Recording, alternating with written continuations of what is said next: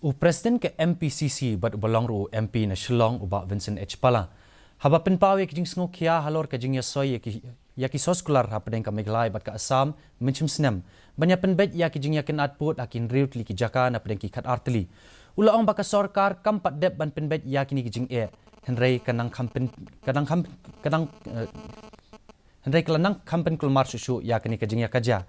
Lasio soi klam da tua jingmut na ki brio ki basang basa hakitu ki jaka bat baro ki baidan bentah ketika kam namar ba karu kompanyat ya ki jaka puta ha Meghalaya ki aper na ka Assam ula ai jingmut badai bantau no da ka boundary commission banyo ya ki lat ki lenti ki bapaka ban penbet ya kini ki jing